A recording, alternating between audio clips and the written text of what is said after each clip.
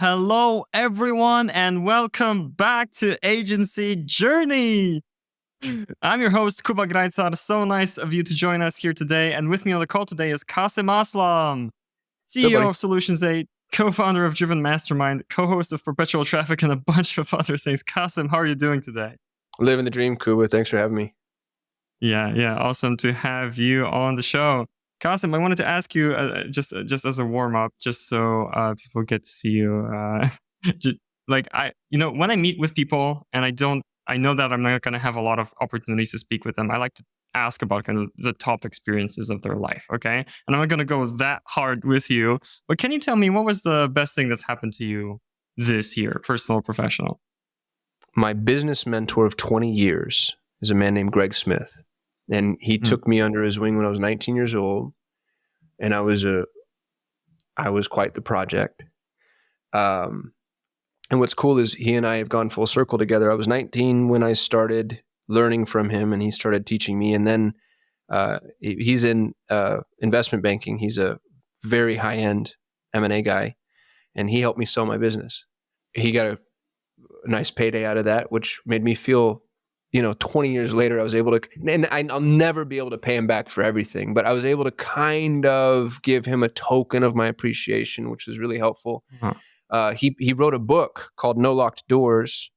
I wrote the foreword to it. That was really cool. And then most recently, for the very first time, he and I have gone into business together. So we're full partners in a new endeavor that I actually can't talk about just yet, because we're going through discussions with the SEC, and until that's done, I can't let the cat out of the bag. But it's so cool to move from a student teacher role to pseudo peers. He's still the teacher. I'm still the student in some ways. I have his book behind me, if you don't mind. Yeah, sure. For anybody that's interested, Greg Smith, No Locked Doors. I don't know if you used the video here or not, Kuba, but the subtitle is Master the Keys to Transform Problems into Possibilities. Greg's one of the most amazing men I've ever known in my entire life. He's bought and sold, 35 to 40 banks. He bought and sold Sun Country Airlines twice. Wow. He's created one of the largest car fleets in the United States. He's an unbelievable human, and he basically wrote the keys to his success in this really stellar book. And so I'm pretty lucky. I'm lucky to have him. And that's been pretty cool for me. So I hope that was an adequate answer. That's amazing. That gave me chills actually to hear about that, because that's such a long story. One thing I'm curious about, I mean, we'll get you to introduce yourself to the audience and all that stuff in just a moment here. But what made you seek out a business mentor at 19? What's the story there? There's a funny quote. I think it's from the Fast and the Furious movies, but they said that men without fathers collect father figures. And I've always been just really kind of desperate for that paternal influence and oversight. My dad, bless his soul, jumped ship when I was 7. And he came back around, but by the time he came back around, there was the distrust there. It was like, you weren't there when you're supposed to be. So it makes you think that I'm going to, just let you reassume that role. And it sounds like a sad story. I don't mean to get all sappy on you, but to be honest with you, it ended up being something of a blessing, because I have had that opportunity to I've had a ton of really phenomenal, and I don't even know if I want to use the word father, but like, influences. Greg might be more of a big brother, and I've had a half dozen or so just amazing humans that have shepherded me through, from where I started to where I am. And I think being accessible to that is one of the things that's made me really, really successful. So that's a good note, I think, to take away. If you're listening to this, it's okay to ask for help. It's okay to get help. It's okay to want help. A lot of people, especially young men, I think young women are a little bit better at this. But a lot of young men want to do it by themselves. They want to just do it solo and climb the mountain all by their lonesome. And it's like, man, you can't get to the top of Everest without a Sherpa. Exactly. Like you just need that. And that's 100% okay. And I don't know why. I've got, as much ego as anybody else does, but for some reason that particular problem was one I never had. Like, if somebody was willing to give me a hand, I took it. And that shot me forward, in some instances years and in others decades. That's amazing. I think we're getting into the deep stuff right off the bat here, which is what I like to do, especially when I get to have a conversation with somebody, just once or twice in my life. Like I mentioned. Okay, if I'm listening to this, on the one hand, I probably want to know more about you. On the other, question that kind of presses itself into my mind is, even if I do want support, just to finish off this little thread here, even if I do want support, how do I find kind of the support figures? Is there anything in particular that you did that helped you find the people that supported you, or helped you decide that, yes, this is somebody that I want to, take help from, or this is a good partnership to enter into? Does anything come to mind? Yeah, it always comes disguised as work. Always. Oh, That's the really interesting oh, thing. So here's what I've experienced. And, I'm on the other side of the line now, um, which is interesting. You mentioned earlier, I'm the co-founder of Driven Mastermind, which is one of the top masterminds in the world. We call ourselves the Misfit Millionaires. So it's a bunch of wildly successful people that are now trying to figure out what else past just money, and it's about like growth and building and cultivating power that allows you to make an influence and impact. And here's my experience with everybody that I've ever encountered that's been successful beyond a certain degree. They all want to turn around and help other people, almost to a person. Very rarely do you meet somebody that's just the dragon hoarding the gold. Usually they want to mm-hmm. help others. But what's interesting about that is the people that you want to help are the people that are willing to help themselves. And so Greg's a really good example of this. I'm not the only person that Greg mentored. Greg had dozens of mentees, especially in the very beginning when I had first met him. He was the COO and CFO of one of the largest privately held banks in the world. And there were all these, I'm going to call them kids, all these young people working at the bank that Greg was trying, honestly, very hard to help mentor. But again, it always came disguised as work. And some of them would pursue Greg a little bit, but they'd stop as soon as it got hard. Right. And man, I didn't stop. If Greg called me and said, "Hey, I have a friend," this is, semi-true story that I'm veiling just a little bit because there's more intricacies there, but he had a friend at the bank that needed a mini storage emptied. And he's like, I got a friend at the bank that needs, was another executive at the bank, and they just needed labor. And you think to yourself, like, well, it's like Mr. Miyagi in the wax on, wax off. Like, Mr. Miyagi's making me wax his car. What the hell am I doing? Just cleaning this old man's car. But I was on that shit like white on rice on a paper plate in a snowstorm, because I just sort of knew. I was like, I know what this guy's doing. And a lot of people they get repelled by that. And you got to humble yourself and be willing to take out the garbage. And there's no shortage of humans that are rooting for you. You know what I mean? Like, everybody wants you to succeed. Everybody that's done it, everybody wants you to succeed. They just want to see that you're putting your foot forward, and Yeah. I'm not going to jump on the whole world is entitled bandwagon, but I do have a sense of that, and I don't think this is recent. I don't think this is generational. I think this is just true of younger people. When I was 16, 17, 18, 19, I kind of had a chip on my shoulder. I kind of thought I deserved more than I did. And when you carry that around, people don't want to help you. So being willing to humble yourself and do the work, and people will come out of the freaking woodwork to give you a hand. It's pretty awesome the way that works. Right. I'm so immersed in that story right now. I'm seeing myself, because every story we kind of insert ourselves into that Sure, we're all story. the heroes. Yeah, whether we're watching, I don't know, The Matrix, or hearing somebody tell a story. So I'm seeing myself among these kids. I made it through. You made it through, right? Because you weren't resistant to getting through the hard stuff, the hard work.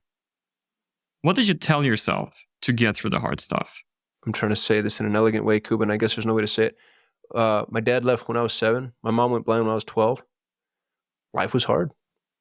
You know what I mean? Like, it was me and my little brother and a single blind woman in Albuquerque, New Mexico, living off of Social Security, which is effectively welfare. So we're 2 little welfare babies living in, like, I don't know if you've ever been to Albuquerque, but it's a shithole. It's the worst place in the world. That was hard. But what you find out on the other end of that is hard is such a blessing.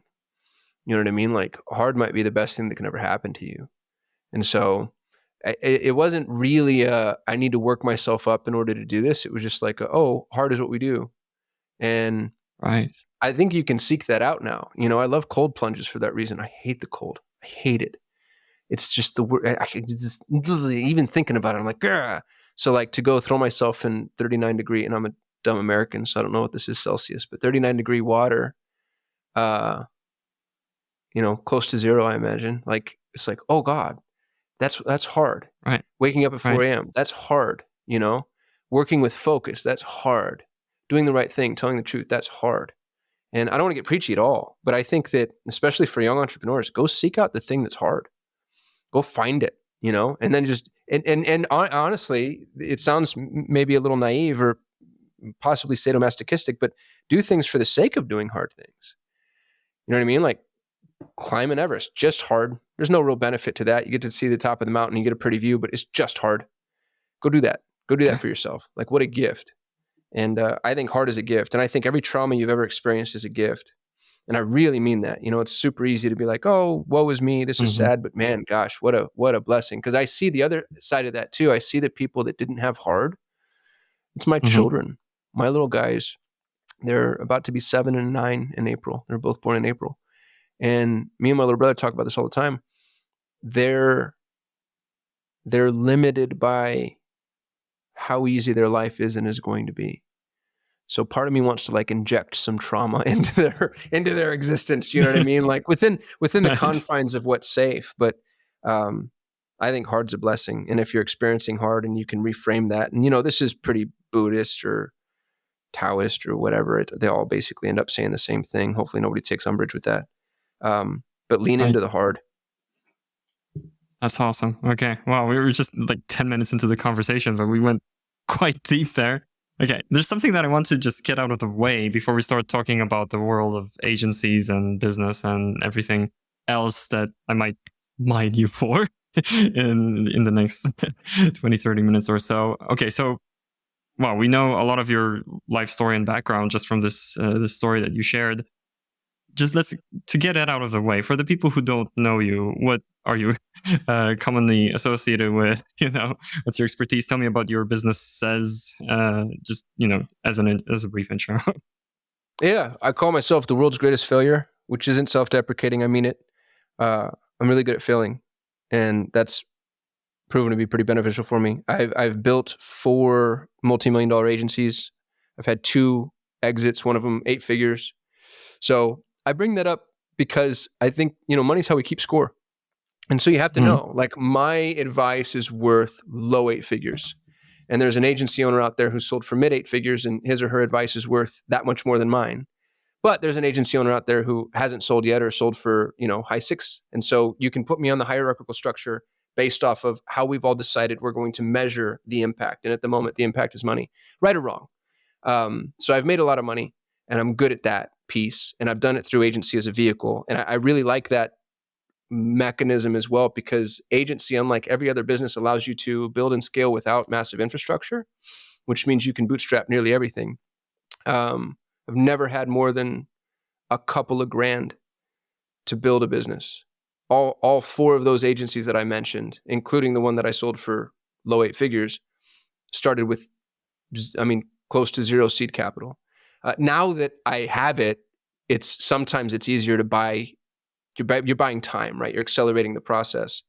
But I know as much about anybody does about building and growing agencies to that level. I was talking to Eric Huberman yesterday, who's a friend of mine and somebody I really look up to.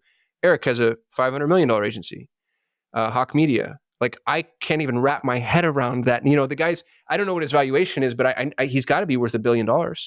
If you've got a $500 million agency, I don't know what his net is, but I'm sure his margins are at least semi-decent. And at that size, his multiple has to be at 13 to 15x. I'd imagine, like, he's got to be worth something approaching $1 billion. So if I say something and Eric says something, well, then we want to go listen to Eric, don't we? But it context dependent too. If you're brand new, if you're a kid in the basement, Eric's solutions are going to be inaccessible to you. And my solutions might be inaccessible to you. So you want to make sure you're listening to people. Right. I like listening to people that are 1 or 2 steps above me. Anything more than that, and it's like I can't even lift the weights that you're talking about in order to redeem the value. So I think that's really important. It might be important for you too, Kuba, as you're interviewing people. People get weird when it comes to talking about growth, money, scale, valuations, multiples. Well, dude, that's the scoreboard. You can't play a game without the score showing. So if they're not willing to show their cards, part of me is like, because that's the other thing that I've seen once I got on the other side of the line, so many people that pretend are full of shit. They got nothing. They haven't made a damn thing. They have their Right. cash poor. They're deeply leveraged. They got an Airbnb millionaire, whatever mansion on the beach of San Diego that they use for their Instagram videos, but they don't live there. They've got a leased Ferrari. Dude, I could have a supercar for every day of the week. I could have a Ferrari and a Lamborghini and an Audi A8 and all that horse shit. And it's $2,000 a month effectively, plus insurance. Like there's nothing about that that's actually an indication of real wealth. So if you want to build and you want to grow and you want to scale, go talk to the people that have actually built real wealth. That got a little preachy. I hope you'll forgive me. No, that's great. And I do appreciate the way you turned it on, like even me specifically. Money is how we keep the score. This is the first time I'm personally exposed to that idea. It rings true. And I'm definitely will be taking that to the next conversations. You're going to love the next question I've got for you, by the way. It's the traditional agency journey question, because you just mentioned something that invalidates it a little bit, but we'll try to make it work either way. My next question to you is, what is your number one tip for agency operators? And, as you answer that, you might be thinking, okay, but an agency and what kind of situation, etc. Like you just mentioned, the advice you might have to share, it depends on where that agency is. If we need to make it more specific, you can think of no, I've got the cliche, answer. But you've got the answer. Yeah. Never mind. I'll shut up. Give me the answer. What is your number one tip for agency operators? It's people. People are the most important part of your business and always will be. Agencies have three things to sell. They can sell people, processes, and programs. Processes and programs are both deeply commoditized and commoditizable. Processes are easy to figure out. Programs are all basically buying the same software. If you can develop custom software, then maybe that's a unique value proposition. But even when you develop that custom software, it's easy to come and rip off, right? Like, and again, very quickly commoditizable. People, processes, programs. Those are the only things agencies can bill for. Somebody correct me if I'm wrong, challenge me on that statement. I've thought a lot about this. People are the differentiator. And what young entrepreneurs do, what I did, is you think about people as cogs in the machine. And you think like McDonald's is everybody's go-to cliche model for a business. It's like, oh, I put somebody on the assembly line and they put the patty on the bun and then it moves down the assembly line. And it's the exact opposite. All of your employees will exist on the Pareto distribution from a scale perspective. And if you look at the Pareto distribution, people think it's the 80-20 distribution, which is that's the quick way to refer to it. It's 20% of your people are going to do 80% of your work. The real, from a mathematical perspective, the real Pareto distribution says that the square root of the total participants are responsible for 50% of the output. So if you have 10 employees, that's not that big a deal. That means 3 people do half. But when you have 1,000 employees, you start to see the Pareto distribution really scale to an unbelievable degree. And it exists at every level of analysis. So like, let's say that you have 100 employees, 20% of those employees are doing 80% of your work. So 20 of those employees do 80% of what your agency does. Well, zoom in on those 20 employees. Of those 20 employees, 20% of them, 4 are doing 80% of that work. Zoom in again. Of those 4 employees, 20% of them, so it's basically one of them, 25%, is doing 80% of that work. And what a lot of entrepreneurs try to do, which is insane, so we have a hierarchy here, right? You have the one person that's doing a really tax relevant, and then the 4 people that are doing even more tax relevant, and then the 20 people. And entrepreneurs, they try to flatten it. They try to put themselves, because they think, in order to scale, I need a business that scales, and I need to make sure that everybody's doing roughly the same amount of work. And what that does is it takes your peak performers and it presses them down, and it takes your underperformers and it tries to drag them up, and they try to flatten the output. It's the wrong approach. Lean into the fact that you have these Pareto distributions, and that means that you're going to have 1 or 2 or 3 or 4 or 5 insanely high performers. And it's a scary place to be because you can become very, very, very reliant on them. You can't live without them. Yeah. And the thing to do there is make sure you incentivize them to stay. So find peak performers, incentivize peak performers to be peak performers, and incentivize peak performers to stay. Oftentimes that means profit share or equity, which I believe in very strongly. So if you're trying to keep all the money to yourself, then you're going to have a hard time keeping those people. But if you're willing to be generous, those people are force multipliers, and they're not worth 20% more, 30% more, 40% more. They're worth 5 to 10 times. I had one employee. I sold Solutions 8 in October 2022. I had about 80 employees by the time that we sold, maybe a little bit more than that. We were just under 100. I had one employee who managed 50% of our gross revenue in terms of the clients that he managed. Now that One? employee became, oh yeah, you believe that shit? That employee became a Oh, business partner very quickly. So some of the people listening to this know the gentleman I'm referring to, his name is John Moran. John was my employee to start with, and he became such an unbelievable asset that I very quickly slapped golden handcuffs on him in the way of equity, because I couldn't afford to live without him. But he was responsible for 50% of my revenue. So like, of course I would do that. Why wouldn't I? And now John's nerd, he's more famous than I am. He's literally the greatest Google Ads miner on the planet in existence. But if you're building an agency, you're building an agency on the backs of people. Find amazing people, cultivate amazing people, retain amazing people when they're retainable. Sometimes they'll move on, and that's perfectly fine too. Don't try to keep them, because peak performers are repelled by being contained. But man, people are the uh-huh. most important part of your business by far, by far. All of my successes massively outpace my capabilities. Like when you meet me, you're like, I can't believe that guy did all the shit that he did, because I look homeless and I'm not really as bright as I pretend to be. And it's not, again, I'm not self-deprecating. It's a fact. My success outpaces my capability because I found other people that were more capable than me. Everybody that works for me is stronger along the level of analysis that I've hired them for than I am. Of course, obviously, right? You want your video editor to Mm, be a better video editor than you are. Otherwise, why do you have him or right. her? So you shouldn't be on your own org chart. You shouldn't be, entrepreneurship's not fulfillment. You shouldn't be doing the work. You should be hiring for it.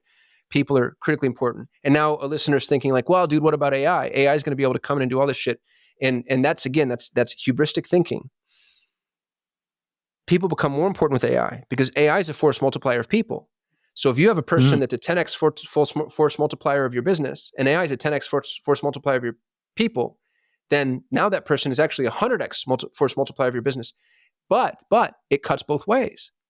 AI is going to multiply the impact of your good people and multiply the impact of your bad people. So people become right.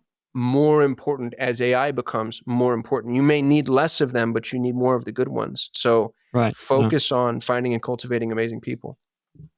I think all of our inboxes right now are seeing the multiplied effect of the bad people with the amount of Yeah. spam we're getting now. Right. And on LinkedIn too. Okay, so there's a bunch of things that I'm curious about with regards to what you just said. One previous episode of Agency Journey comes to mind where one of the guests said, and this is kind of a counterpoint to what you just said. I wonder how you would counter this about people and about hiring yourself out of roles. Actually, what they said was, I'm looking for the people that can save me, let's say, 5 hours a week, and they don't do what I do at the same level, like sales, for example, but they do it at like a 8 out of 10, 9 out of 10 level relative to Yeah, my how rule I is do it. 80%. So we're Okay. talking about two different things there. I think we're talking about, there's the specific proficiency and skill set, and then there's also the fact that nobody's ever going to care as much as you care as an entrepreneur. So Okay. especially when it comes to your highest level work, what I see a lot of entrepreneurs do is they start holding. Sales is a really good example. They start holding on to certain roles because they realize that nobody's ever going to be able to perform to the degree that they're going to be able to perform. Now, that might not necessarily mean that somebody can't be a better salesperson than you. I disagree with that. But it will mean that they're not going to work the hours that you'll work or go to the lengths that you'll go. Or, that's no longer a proficiency issue. That's like a capacity or a depth issue. The Mhm. issue with that is if you have to do any of the work, your agency is non-scalable. You have a non-scalable agency. Now, maybe that's okay. Maybe you love the shit out of graphic design and you actually want to be the one that designs all the brands because that's what you're passionate about and you love it and you're Wolfgang Puck and you want to cook. Great, Wolfgang cook. But know that academically speaking, it's a flawed model from an entrepreneurial perspective. As long as somebody's able to do 80% of what you can do, replace yourself. Get out of the Okay. org chart, get off of the assembly line. You should not be necessary to your business. As a matter of fact, until you are unnecessary to your business, you don't have a business, you have a job. A business needs to function without you. Yeah. Yeah. I hear that. So, okay. So that kind of reconciles the two perspectives. They're never going to be as hungry as you, one might say. And that makes perfect sense. And nor should they And be, another dude. They don't thing, make what you make. They don't benefit the way that you're going to benefit. There's such right. a massive difference between an entrepreneur and everybody else. There's this really amazing book. It's what my mastermind is based off of. There's a book called Driven, and he talks about from an epigenetic perspective how 10% of the human population doesn't experience dopamine and serotonin in the same way. And he delineates them by hunters and farmers. 10% of the population are hunters, 90% of the population are farmers. 90% of the population experience the dopamine spike when they achieve a goal or when they get the thing. Those are the farmers. There's 10% of us, though, and it's basically every entrepreneur, so it's you, me, and everybody listening. It's not getting that spikes us. It's the pursuit. It's the hunt. It's going after it. You can't expect, and this isn't a pejorative, by the way, because we're the broken ones, but you can't expect the farmer to act like a hunter. You can't. And if you build a business, Einstein said, if you judge a fish by its ability to climb a tree, it'll spend its whole life thinking it's stupid. You can't build a business around expecting farmers to be hunters. You have to build a business around farmers because those are the only people that want jobs. Very rarely, you can hire intrapreneurs. I know, that's kind of the new fun phrase. Sometimes you can hire entrepreneurs, but those are the people that want to learn and leave. So there's nothing wrong with an employee. As a matter of fact, they're probably better people than we are. But you have to build the role around what an employee wants. And employees want boundaries. They want limitations. They want a 9-to-5. They want PTO. They don't want the things that an entrepreneur wants. There's that fun story that an entrepreneur is the only person that'll work 40 hours or work 80 hours so they don't have to work 40. So you have to build your model around the understanding that people aren't going to work the way that you work. And that's probably for the best. That's probably what you want. I'm sorry I keep interrupting you, Okay. Philip. No. That's great. And I love what you're sharing here. This kind of connects in my mind to what you were sharing at the very beginning here, actually. The hunters love the pursuit. You might say, they're in love with the hard part, the challenge itself, right? So to me, those two things, they go hand in hand. So before we move on to the next part, the next thing I wanted to pick your brain on, one thing that stuck out to me, one thing that you mentioned, I'm kind of noting down mentally as a thing to explore for the audience is, if you've got these high performers, you've identified the people that are bringing an outsized portion of the outcomes in your business. You talked about you talked about golden handcuffs, right? That's the label on that on that drawer in my mind right now. And to open the conversation with them about equity, about bringing them in as partner. And I just wanted to ask you to talk for a minute about, how do you actually start that conversation? Is there a way to, on the tactical execution side, is there a way to kind of bring it in, in a way that either makes them more inclined to say yes, or structures it in a way that it's a win-win for both sides? Like, I'm the audience, I'm listening to this, I'm thinking, okay, I want to do that. How do I start? Yeah, so it depends on the business model. It's model dependent. The benefit I've had is I've had a lot of models where output is easy to measure. So Google Ads is a good example. I built what I think was the largest Google Ads agency in the world. I think we were the largest dedicated Google Ads agency in the world. We had 200 clients, near 100 employees. We had $100 million in ad spend under management. There were other agencies much, much, much bigger than us, but we were Google specific. And what was helpful about that is the value the employee brought to me was the ad spend under management. I knew how much ads, because I charged a percentage of spend. And I actually didn't do this well. I'll tell you what I wish I had done. And, I sold, and it's fine. It's all water under the bridge now. But people should have been paid a percentage of the ad spend under management. I had bonuses tied to it, but it should have been a direct pair pursue 1-for-1. So I charged 10% of the ad spend. So maybe I'd pay 2% of the ad spend, or whatever it ends up being. And by doing that, I would have had people that had high 6-figure salaries, maybe approaching a 7-figure salary. And then I would have had some people that were basically, folks could have worked themselves into wherever their internal thermometer dictated. So if you have a very clear, very specific output, time to the output, easy breezy, lemon squeezy. If you don't, the other thing that I'm doing now, I just started a financial services agency, and I've got all these, they're all bean counters. And I say that affectionately, by the way, I love them dearly and deeply, but they're economists. And what I've done with my bean counters is, and I think I'm going to do this with every business I start in one way or another, but I've made them all effectively 20% partners. So 20% of the net profit gets split among the employees. If I exit, 20% of the sale price gets split among the employees. And it gets split among the employees in accordance with their participation. And how do you measure participation? It's what they're currently being paid. So in terms of profit, it's where you are in the org chart. You get 20% of whatever your percentage of that is. And when we exit, there's an X and a Y and a Z axis at this point, and the Z axis being time. How long have you been with the organization? And Hmm. what I like about this model is, with the financial services agency, we help other agencies. We're basically fractional CFOs. Well, can a bookkeeper and a financial analyst, or even the CFO, can they handle 30 clients, 10 clients, 300 clients? And the thing is we're going to find out really, really quickly, because if you're getting 20% of the net profit and we're bringing on more clients and I need to hire somebody, that somebody's cutting into your net profit. So now what I think will happen, and this is theory at this point, because this is the first time I've ever done Right. this, but what I think will happen is we'll find the balance where bringing on a new person is actually increases the size of the pie instead of decreases the size of the profitability. And it'll happen naturally because it'll be dependent upon the technician to identify, like, oh no, I can actually do more work. Don't bring anybody in because I don't want to be diluted. And Right. I also plan on paying people according to the number of accounts they manage. So they're tied to the output in two different ways, both in terms of their salary and in terms of their profit share. Some agencies that's not possible, and you can slice it however it is that you want to slice it. But I think people should see a direct impact to the amount of money they make based off of the work that they're doing. Okay. Right. That's a very innovative model. I do wonder how that, but the levers in play here do make sense to me, right? That you don't want, especially the dilution effect that you mentioned here.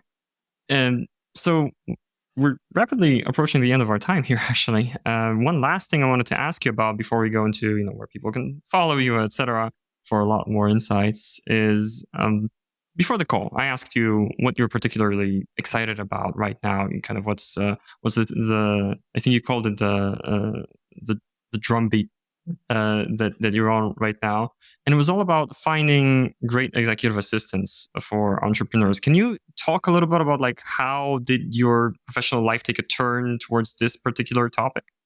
Yeah, I think that one of the biggest mistakes that we're making in North America and Western Europe is assuming the only people that are capable of doing high value work are in North America or Western Europe. Okay. This I don't know if it's as bad in Europe, but I can tell you in the States, like, they like to outsource, but they only do BPO. They only do grunt work. It's like, oh, you can do data entry, you can do research, you can do cold calling, cold outreach, whatever.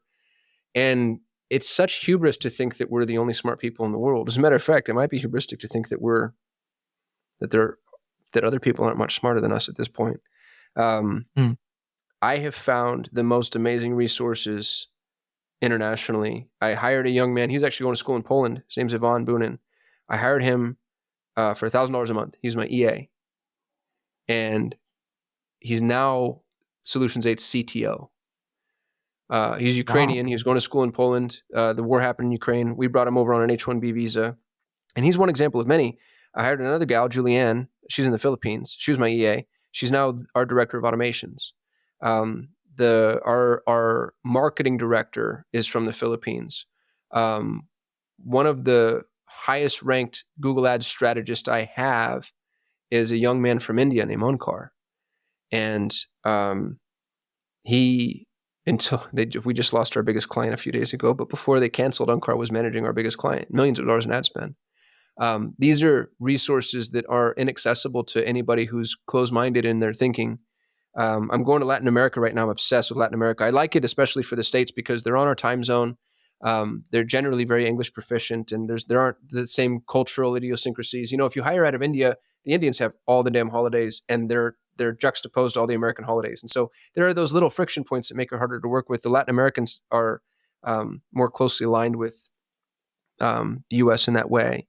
And time zones are, a big problem too if you're hiring internationally. But the financial arbitrage that's available is unreal, and the skill sets are as high as they would be in the States. And to be honest with you, sometimes Mhm. higher, because if you're in the States, you're competing against Google, Amazon, Microsoft, Facebook.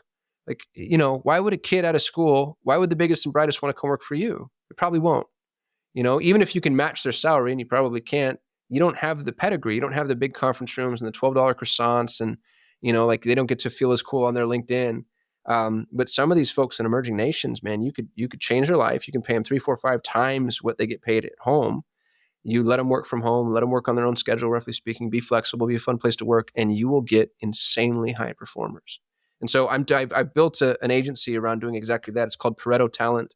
And we're starting with executive assistants. We're finding and training executive assistants for people. And they'll be the best in the world. They'll also be the most expensive.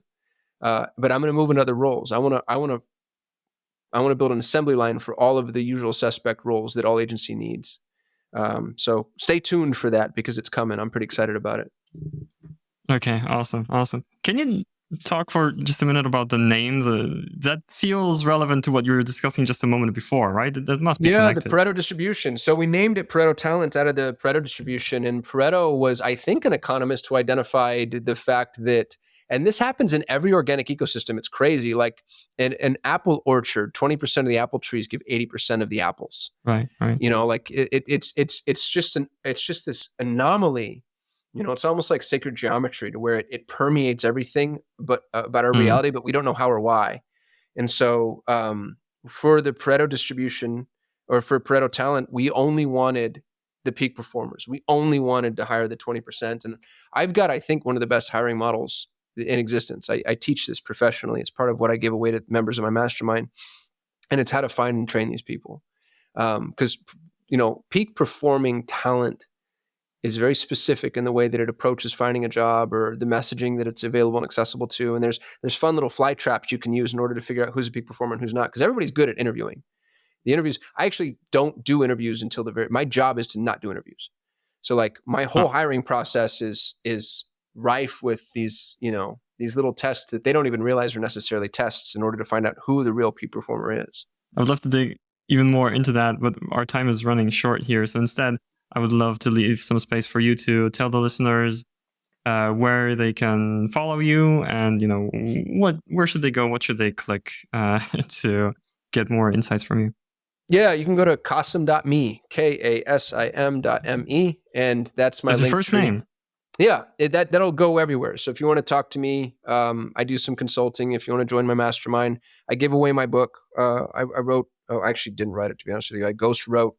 It was the #1 selling marketing book in the world for a very short period until Alex Hormozy unseated me. It's called You versus Google. You can check out my podcast, subscribe to my newsletter, et cetera, et cetera, et cetera. There's no shortage of horse shit that I'm trying to schlep on the world. That is an interesting phrasing indeed. And you know, if you might say, last question, and this is also about kind of what you're out to find there. What is kind of the one type of person that you would like to connect with the most right now? What a great question. I'd like to find people that are looking to really go for the gold. We've been taught that it's almost dirty to want more. And I'd like to reverse that. I want to be a billionaire. I want a liquid $1 billion. And when I get $1 billion, I want 10. And when I get 10, I want 100. And when I get 100, I want to be a trillionaire. And I want other people that are, and dude, I drive a 40-year-old Honda. Like, it's not about the money. It's about the things that you can do with it and the impact and the access and the power and we can change the world. You, me, and everybody listening. But you have to be willing to step into it. You have to be willing to step into your power and kind of like ignore there's this weird societal narrative, and it's global.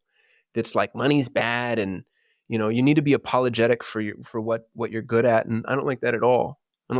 So I want to connect with people that are really going after trying to achieve everything they're capable of, like leave it all out on the field.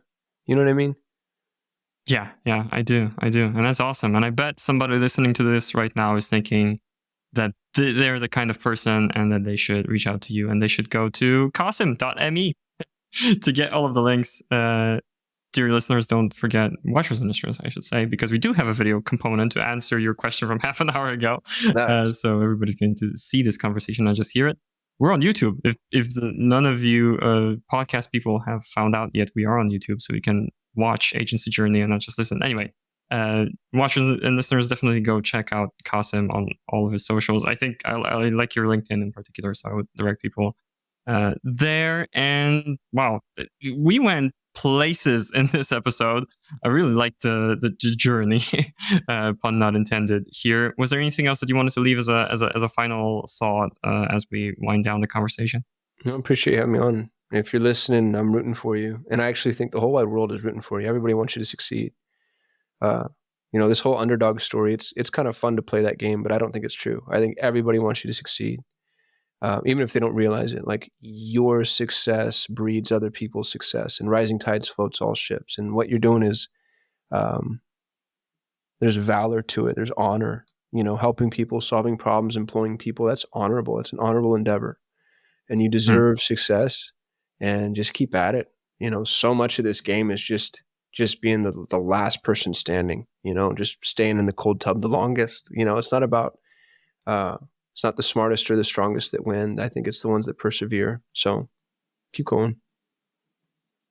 That's definitely one of my biggest takeaways too, Kasim, that what stuck with me was what you said about people rooting for all of us, for me, but waiting to see you do the hard work. That's definitely staying with me. Dude, I get all these messages like, hey, can I pick your brain? I just need your help. I just need your consultant. And I'm like, no, you can't. You know what I mean? Like, that's not the way this works, dude. You can't just like suddenly hijack my day and then get, like, you do the work. You do the work. And if I see you doing the work, and there are people that I've plucked out of whatever, and I really like to help, but yeah, you got to do the work first.